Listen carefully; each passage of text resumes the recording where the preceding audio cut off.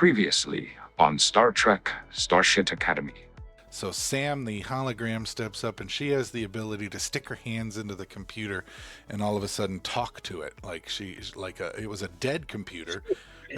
She didn't get her hand into the computer. She got her fingers in the computer. She was up in that computer all intimately.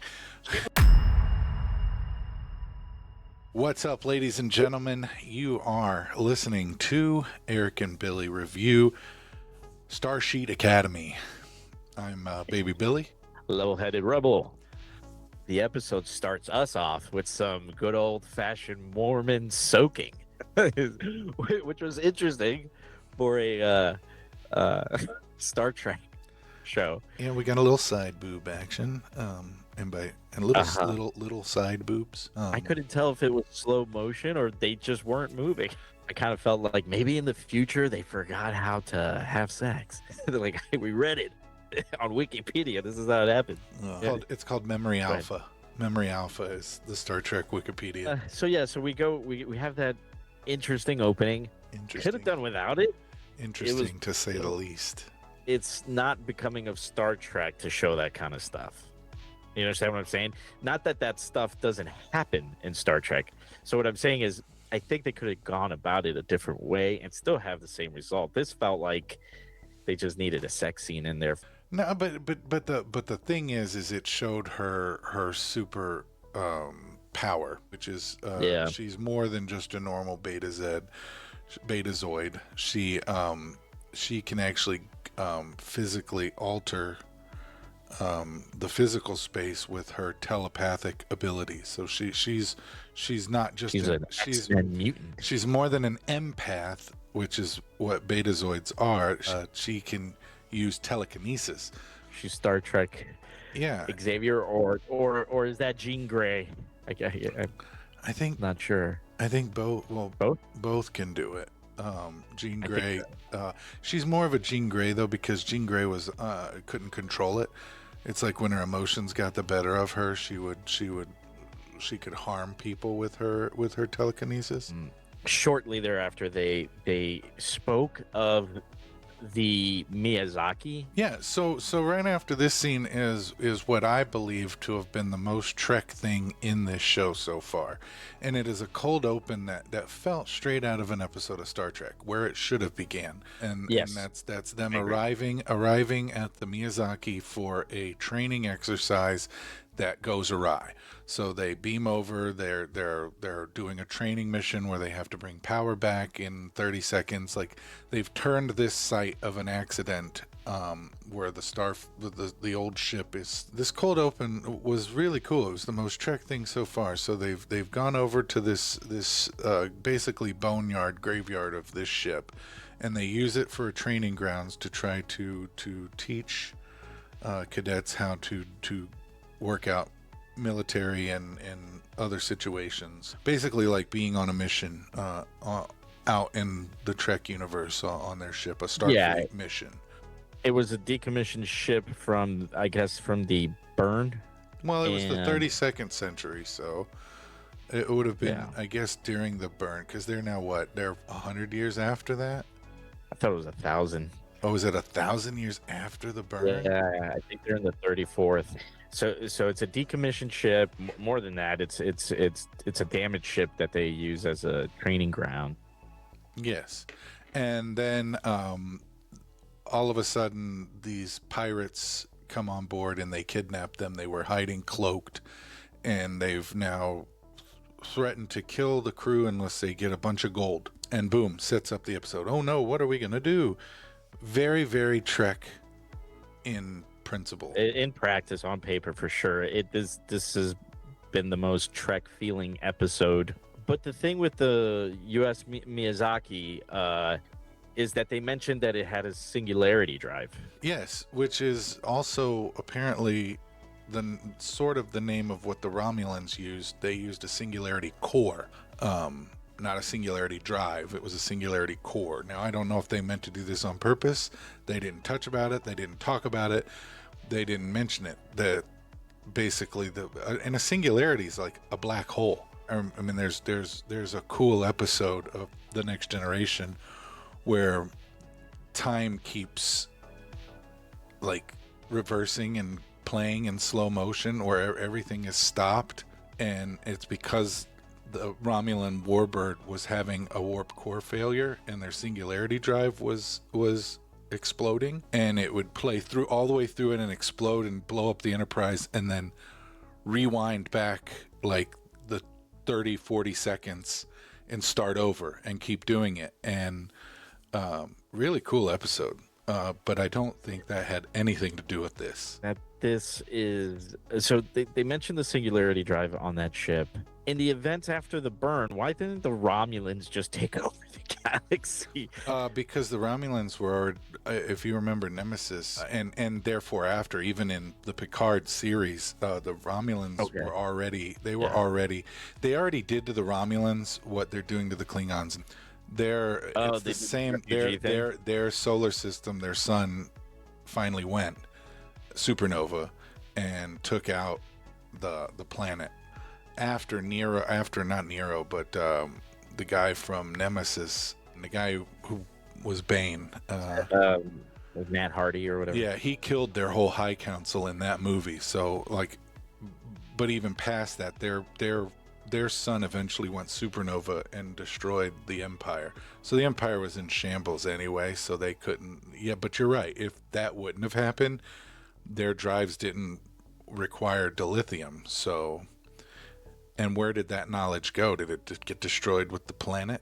Would you lean on the side of that the Romulans are just non-existent in any kind of like meaningful way at this point? I mean, you have that Romulan character in the show, which they didn't show at all, because I felt like, and maybe they did that on purpose, because she could have been like, oh, I know singularity drives. That's my people. But it felt like this had nothing to do with a singularity core. It felt like they were trying to be something different. They called it an experimental drive post when dilithium crystals were becoming rare. So that's definitely a burn thing. Yeah, so like they were looking for alternate ways to power subspace travel. Yeah. And they don't have the whole damn school with them. Only this crew, only this TV, this class that we're all familiar with, the 8 kids out of the thousands that go there, plus Combat Jeter, poor writing. I'm thinking too much into it. The other thing that I want to say is, I don't know if you noticed, but when they were getting ready to set out to go to the Miyazaki, the camera was going throughout the bridge. And there was a crew on there already. The students came in to do their simulation or whatever, right? When the starts hitting the ceiling, why don't the more experienced crew members take over all the stations? Exactly.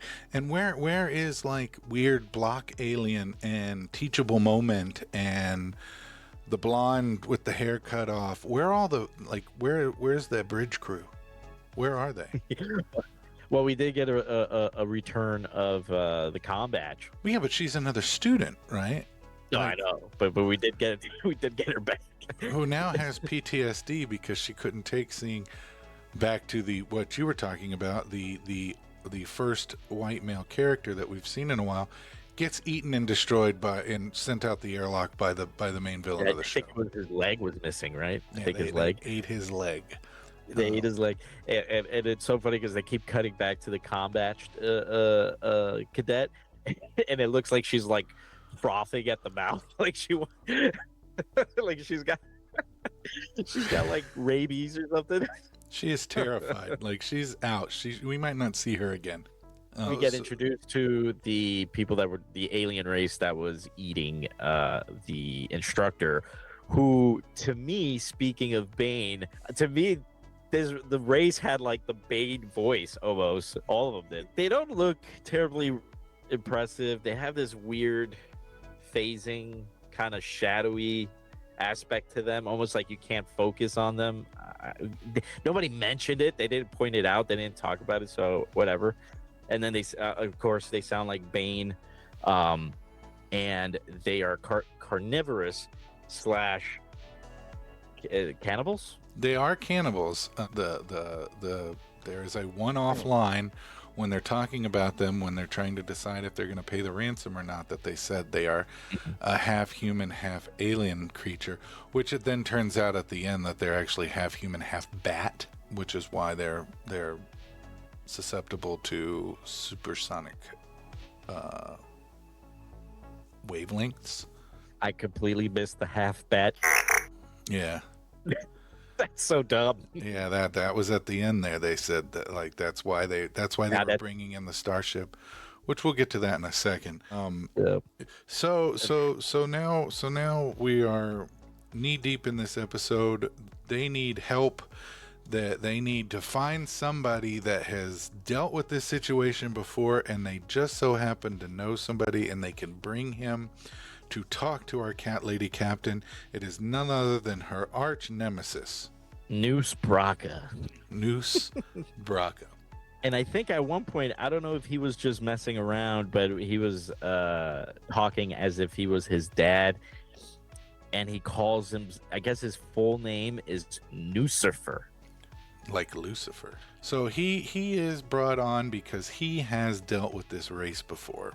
And he's the only one known to have been able to fend them off or whatever. Yeah, everybody else has been devoured by them, but he holds a secret. And to get his secret, he wants a whole laundry list of things. He wants, it makes it seem like he's, because he's a bad guy. And his backstory is he had a bad dad.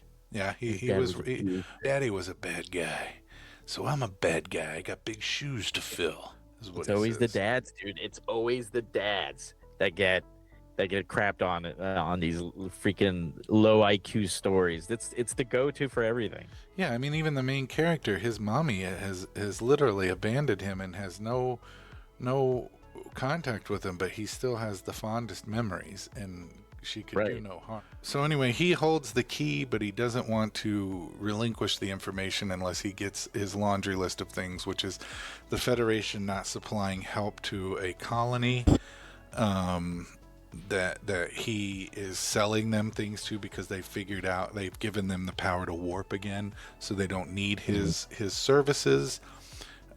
So he wants them to cut that supply of dilithium, I'm assuming is what it is, or so that they can go back to being unwarpable. And he's got friends that he wants released and all this stuff. So they give in to his demands, which makes Cat Lady Captain not too happy. And I'll be honest, the dialogue that started happening between the Chancellor Vance and Noose Braca got incredibly more interesting as soon as she shut up. And then it was just him talking. It was like two guys trying to I don't know, outsmart each other, but it was none of that nonsensical garbage that character Nala is always doing. So Paul Giamatti, who plays Noose Braca, I think he strikes out as, I don't think this is his forte, right? Like, he does amazing movies, and he's been in amazing movies, and he's a great actor. But I think of two things where he's played a villain in a fantasy tale, and I think he's been god-awful in both. He's not very good in this, and he was not very good at Rhino in Spider-Man. It could be, but I feel like that's also probably the fault of whoever is in charge of directing, because I feel like he's got some range, but they probably don't give him much to go on, and he's probably just having fun. I feel like sometimes he's having too much fun, and they're not reining him back in a little bit. He could be he could be a very dark and sinister character. He has hints of that in this, but then he goes off the rails. I feel like his character would probably benefit if it leaned more towards like a Nero type character instead of a Jack Sparrow type character, because that's what it feels like. It feels like he veers into Jack Sparrow territory, and that's when he loses me. But he did, like, when he sits down and he's not moving around a lot, and they have the camera, like, they have a tight shot on his face. He delivers some good lines, but it's not consistent. The threat doesn't follow through. I I don't feel any threatening things from him, from that character. Yes, I agree. But and we're going back and forth. So the kids get away when the masculine white guy sacrificed himself for them to get away, and they lock themselves into the brick. I do have something to say about that action scene. It looks like self-defense classes only teach one move in Starfleet. I don't know if you saw, but everybody was just jumping and kicking. That's dude. It was. I think the Romulan character did it twice, and I think Caleb did it once. They would jump and kick. Yeah. I was just like, is Starfleet foo? Yeah. So they lock themselves in the bridge, and then so for the next like 30 minutes of the episode, they're trying to cut through this door.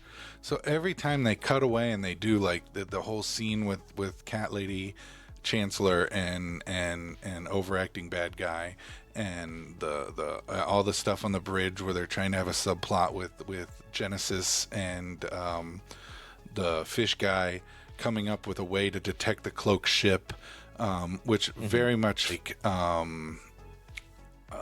which Star Trek was it, where the ship was cloaked and they ended up using the tailpipe. It was Star Trek 6: The Undiscovered Country again. I think maybe they watched that one movie. The writer, like the writers had like, we don't have time to learn all of Star Trek. Just pick one and watch it, and they picked 6. Learn everything you can from this one movie. So they're trying to track the cloak ship to figure out where they are. So there's all these subplots going on, and every time it cuts back to the kids on the bridge, trapped on the bridge of the one ship with the aliens trying to get them, they're still cutting off. Like this is taking forever. They're doing it with like an old-timey blowtorch. Yeah, like it's the only one we got. So finally we discover our main character, the hacker extraordinaire, figures out that the computer is offline. He wants to get computer control back on the bridge.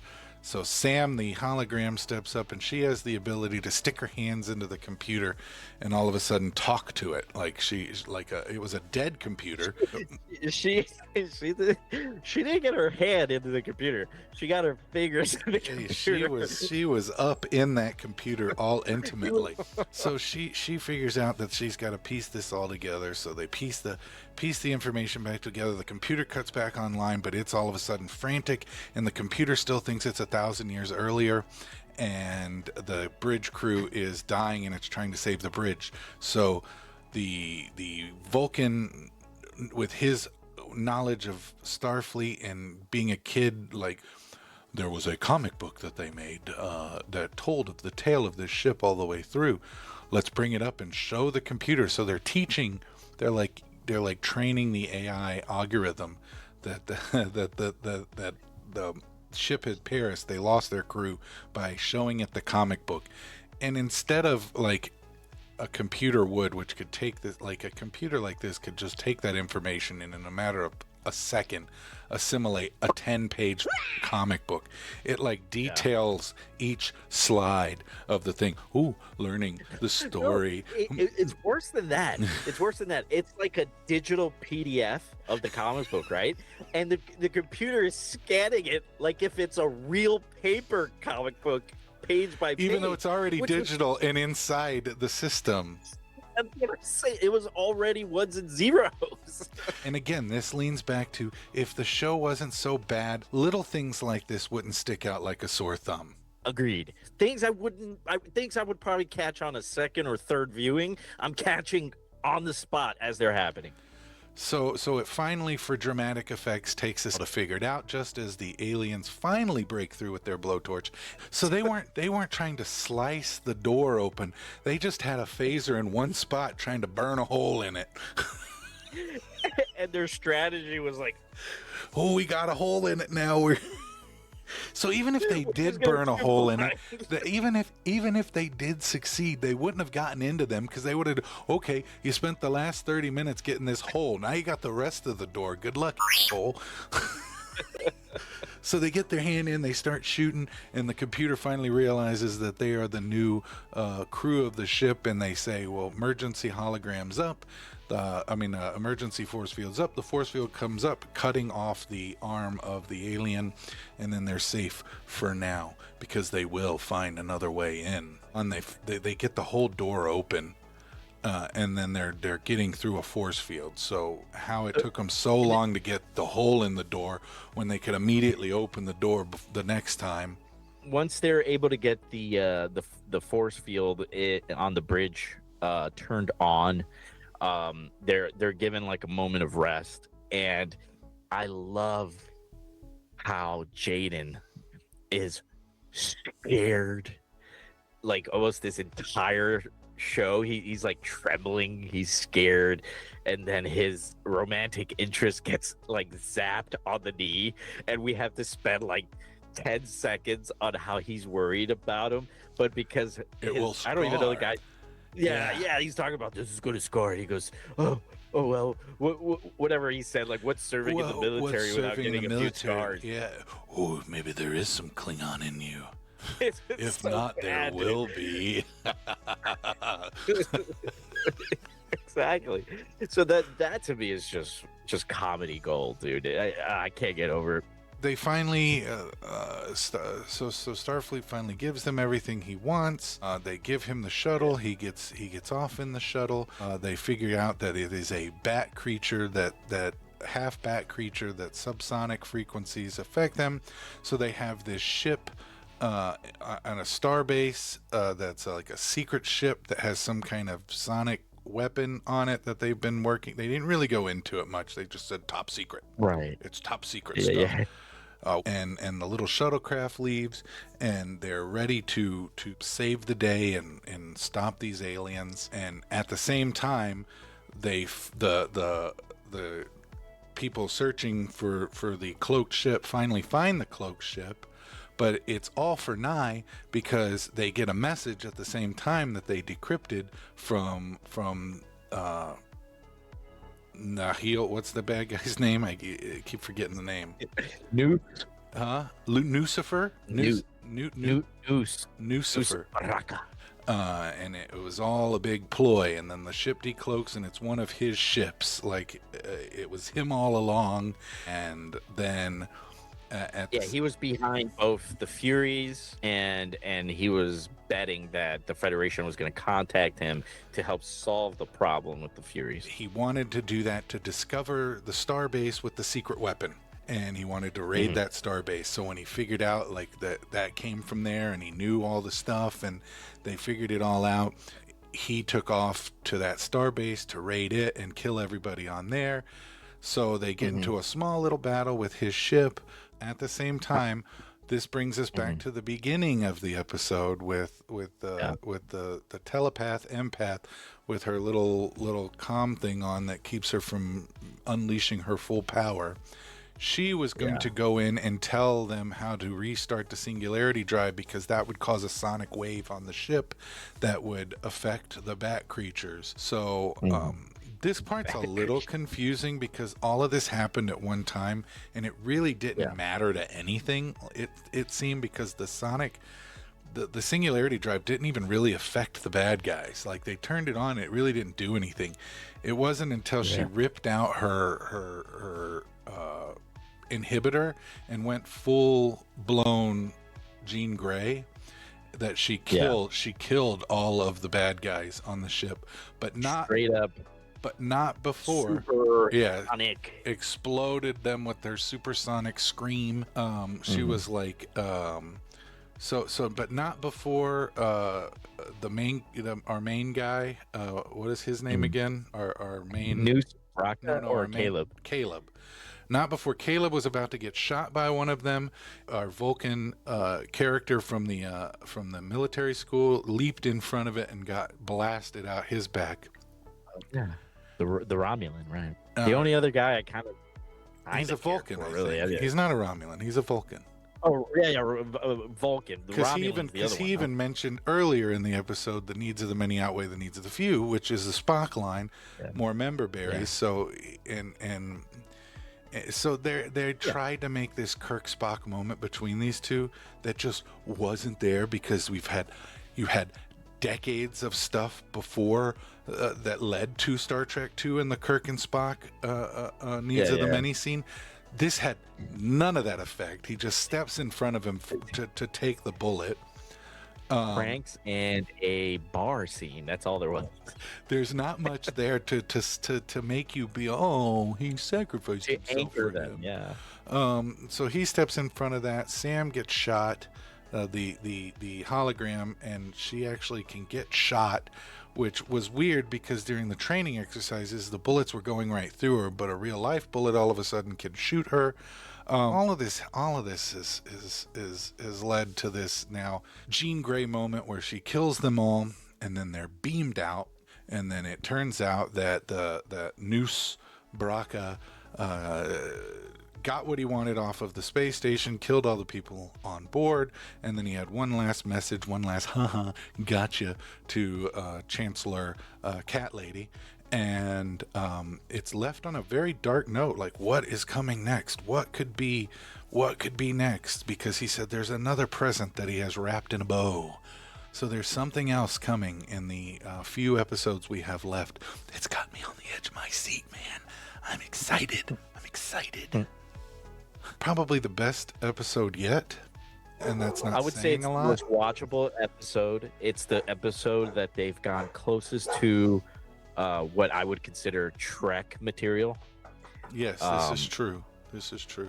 It and a lot of it has to do with Nala just being quiet, like 2/3 of this episode, not having to see her behavioral issue. Definitely the most Trekky episode so far. Yeah. Still so far from being what it could be, what it should be. I am sort of looking forward to see where they go next after this episode a little bit. I mean, I'm locked in for the rest of the season. I don't know about next season, but this season I'm locked in. I don't have much of a choice. If they leave it on a cliffhanger, I'm done. Any last thoughts on your end? So just stupid things, like I told you, where like what you mentioned, when you're so bad, the smallest things that you would overlook or forgive stick out like a sore thumb. So for me, the thing that still sticks in my sticks in my craw. Yeah.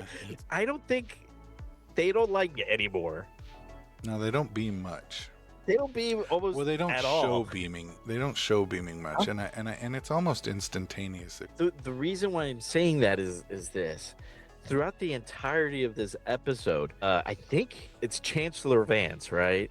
I think he was a hologram throughout the entire episode. Yes, he was. Why didn't he just beam aboard if he was going to be there the whole damn time?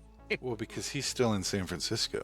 I know. Why can't he just beam? Well, you can't beam across the. I mean, I guess Scotty did make it to where you could beam into different parts of the solar system, but I think they were way too far away to beam. But they can project a hologram that far. But you understand what I'm saying? If he was going to be a hologram, I understand if he was a hologram in maybe the negotiation scene, and then it was up to Nala after that or something, right? Yeah, he was just time. needed for that.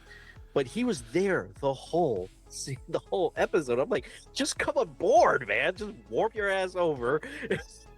Come aboard. Other episodes, the other 4 or the other 5 episodes, they made sure to remind you he was a hologram. They kept touching him. They kept doing the glitchy thing, right? So you couldn't forget that he's not actually there. Because I think people were forgetting. People forget. And then the other thing I still, it just bothers me is two things actually. Inconsistency with the hologram, where she can get hit, she can't get hit, she can do things, she doesn't do things. It all depends on the plot, not so much on a standard that they set. And then the other thing is the power levels. The inconsistency throughout this show, it was on the first episode for sure, and then this one, because you have the Furies there, right? And they're fighting with these people, and they're almost equal, like when that last scene, they get hit with all the sonic waves or whatever. They're struggling. They're getting it in there with the cadets, and they were just murdering them in the episode, just chewing them up. Yeah. And then you go look at episode 1 with Caleb and Noose Bracca. Noose Bracca's an alien. Caleb, they go in there. They start fighting over whatever pipe or whatever it is he picked up. There was one scene where Noose kicks him and he flips, but then he's right back on his feet, struggling with him. There's inconsistent, like, just power levels, strength levels. Again, small stuff that if it wasn't. But the strength level thing isn't so small because you're talking about different species here, right? He'd kick his ass. He'd totally kick his ass. Thank you all for listening to us. It's a pleasure to watch this for you all. Thanks for the comments on things. If you're not, leave us a comment. It's comments that help drive us, good or bad. Give us a like, give us a subscribe, follow us. Please do. Yeah, please, because those things, they not only do they help the algorithm, they help us, right? They drive us to do better. I'm sure this episode's coming across a little different than others. Maybe it's because we're not shooting it at 1 a.m. after watching the episode. It still sort of puts me to sleep. It still does. I'm not going to lie. I yawned. Right.